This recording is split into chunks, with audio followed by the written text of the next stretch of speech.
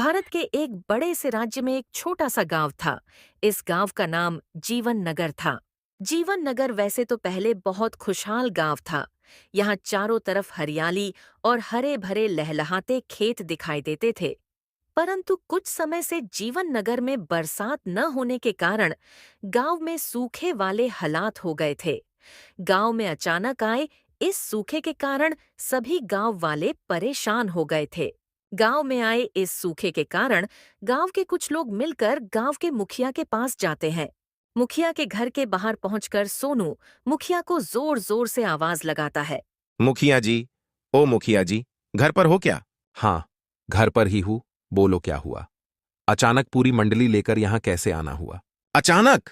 लगता है आपका गांव पर ध्यान नहीं है मुखिया जी। मैं कुछ समझा नहीं सोनू, जरा साफ साफ कहो, कहना क्या चाहते हो? मुखिया जी, हम गांव में आए सूखे को लेकर परेशान हैं। उसी सिलसिले में बात करने आपके पास आए हैं। हाँ मुखिया जी, बारिश न होने के कारण गांव का तालाब भी सूख गया है। हमें कुछ जल्द से जल्द करना होगा, वरना सूखे के कारण लोग गांव छोड़ने पर मजबूर हो जाएंगे। नहीं, डरो मत, मैं ऐसा नहीं होने दूंगा। मैं भी जानता हूं हमारे गांव में क्या हालत हो गई है सूखे के कारण, परंतु ऐसा सूखा कई सालों बाद अचानक हमारे गांव में आया है। इस सिलसिले में बात करने के लिए मैंने अपने गांव के सबसे बड़े पंडित को बुलाया है। देखते हैं पंडित जी क्या उपाय बताते हैं। मुखिया जी, पंडित जी कभी आने वाले हैं? पता नहीं सोनू, मैंने संदेशा तो भिजवा दिया है पंडित जी के पास, परंतु फिलहाल वो शायद गांव से बाहर गए हैं। आज शाम या कल सुबह तक आ जाएंगे। जैसे ही पंडित जी आते हैं मैं उनसे मुलाकात कर इस समस्या का हल निकालने की पूरी कोशिश करूंगा। ठीक है मुखिया जी, जैसे ही आपकी पंडित जी से मुलाकात हो जाए और सूखे की समस्या का कोई उपाय मिल जाए तो हमें भी जरूर बताइएगा। मुखिया जी, सूखे की समस्या का हल निकालने में अगर आपको हमारी जरूरत लगे तो हमें अवश्य याद कीजिएगा। ठीक है सोनू, जैसे मुझे कोई उपाय मिलता है मैं तुम लोगों को अवश्य बता दूंगा। मुखिया जी से बात कर सब लोग अपने अपने घर की ओर निकल पड़े। फिर अगली सुबह पंडित जी सुबह सुबह अपने शिष्य को लेकर मुखिया के घर पहुंच गए। मुखिया बेटा, ओ मुखिया बेटा, घर पर हो क्या? अरे पंडित जी, आप आ गए? हाँ मुखिया बेटा, सवेरे सवेरे ही दूसरे गांव से आया हूँ, परंतु जैसे ही गांव में आए संकट के बारे में पता चला तो फौरन तुम्हारे यहाँ चला आया। धन्यवाद पंडित जी, जो आप अपना कीमती समय निकाल कर आ गए। पंडित जी, चलिए घर के भीतर बैठकर बात करते हैं। मुखिया और पंडित जी मुखिया के घर के अंदर जाकर बातचीत चालू करते हैं। बोलो मुखिया बेटा, इस संकट के बारे में कुछ सोचा या नहीं? नहीं पंडित जी, मैं आपके भरोसे बैठा था कि आप आएंगे तो कुछ हल बताएंगे इस संकट का।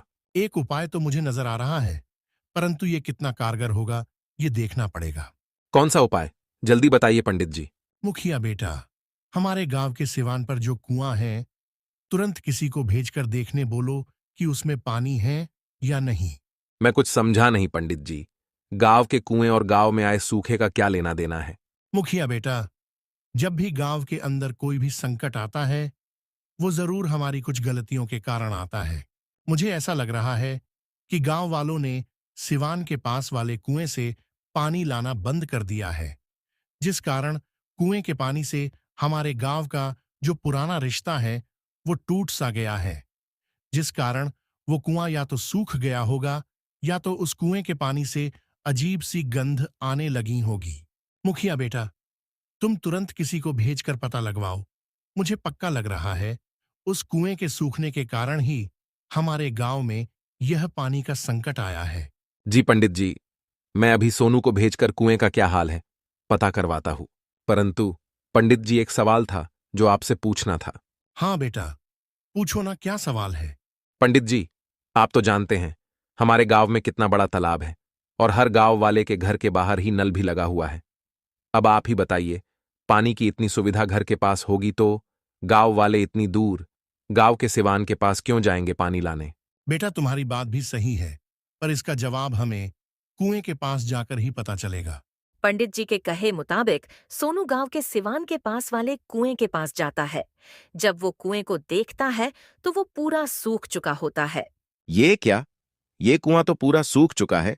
मुझे फौरन जाकर मुखिया जी और पंडित जी को ये बात बतानी पड़ेगी। सोनू फौरन मुखिया के घर पहुंच जाता है। अरे सोनू, आ गए तुम? जल्दी जल्दी बताओ क्या देखा तुमने? गांव के सिवान वाले कुएं में पानी है या नहीं? नहीं मुखिया जी, वो कुआं तो पूरा सूख गया है। देखा मुखिया बेटा, मैं कह रहा था ना, इसी कारण हमारे गांव पर अचानक पानी का ये संकट आया है। हाँ पंडित जी, आपकी बात तो सही निकली, पर अब क्या करें? हमें इस संकट का समाधान जल्द से जल्द करना होगा, वरना गांव के लोग गांव छोड़ पलायन करने पर मजबूर हो जाएंगे। हाँ बेटा, उपाय तो है। हमें उस कुएं के पास हवन कर उस कुएं से जुड़े शक्ति को शांत करना होगा, तभी हमें इस सूखे से आजादी मिलेगी। तो किस बात की देरी है पंडित जी? चलिए जितनी जल्दी हो सके हम वो हवन शुरू कर देते हैं। ठीक है बेटा, मैं हवन से जुड़े सामान को लेकर उस कुएं के पास पहुंचता हूँ।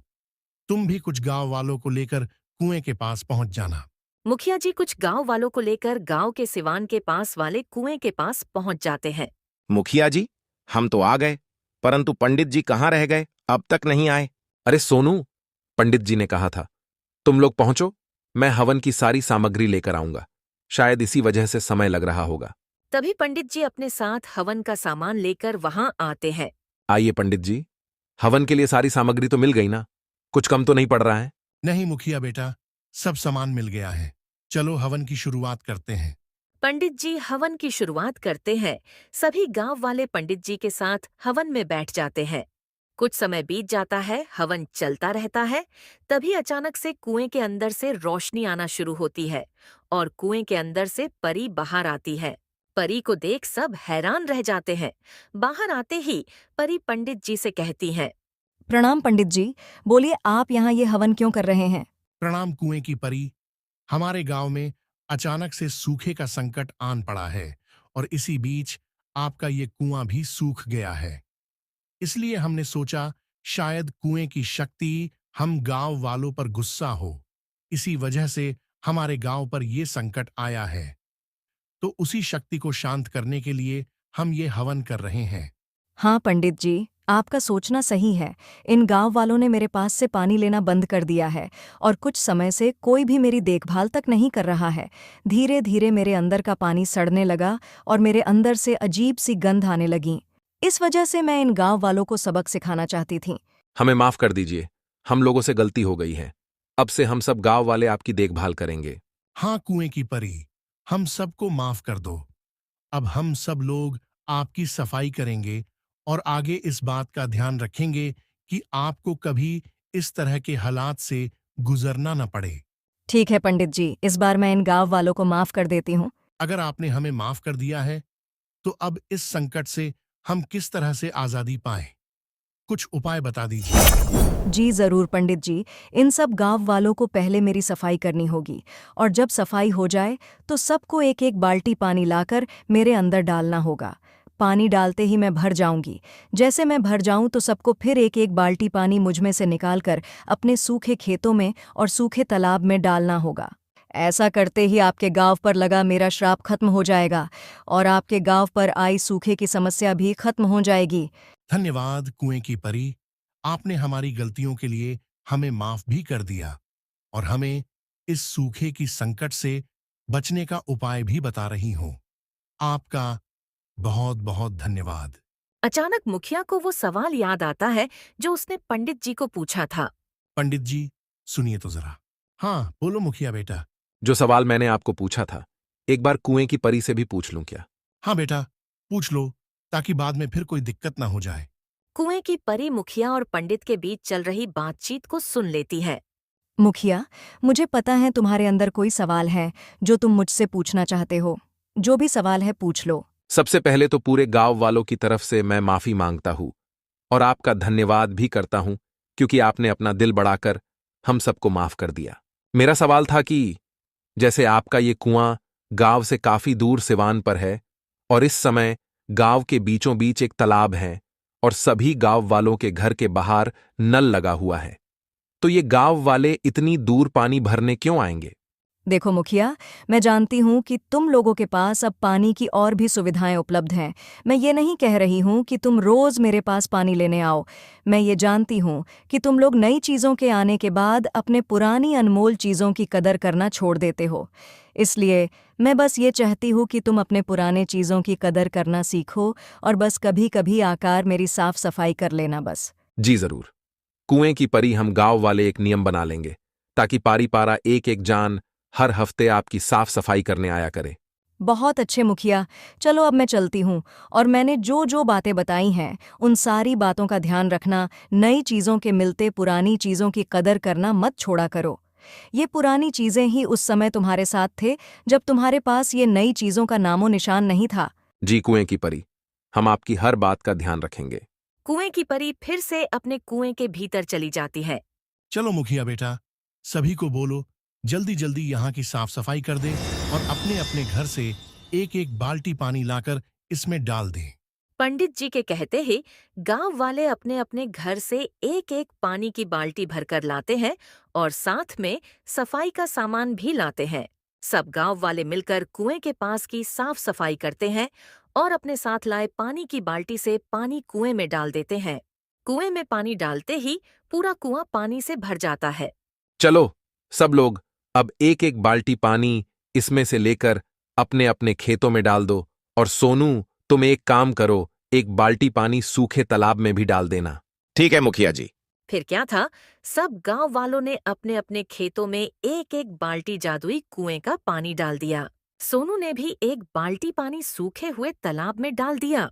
परी के कहे मुताबिक जैसे ही गांव वालों ने अपने अपने खेतों में जादुई कुएं का पानी डाला, वैसे ही वहां बारिश होने लगी और बारिश को देखते ही सभी गांव वाले बारिश में झूम झूम कर नहाने लगे। दोस्तों, इस कहानी से हमें यह सीख मिलती है कि हमें अपने पुरानी से पुरानी चीजों की कदर करनी चाहिए, क्योंकि हमें ये नहीं भूलना चाहिए कि ये वही चीजें हैं जो हमें हमारे काम के समय में मदद करते थे। दोस्तों, इस प्रकार की और शानदार कहानी देखने के लिए अभी हमारे इस चैनल को सब्सक्राइब कर ले।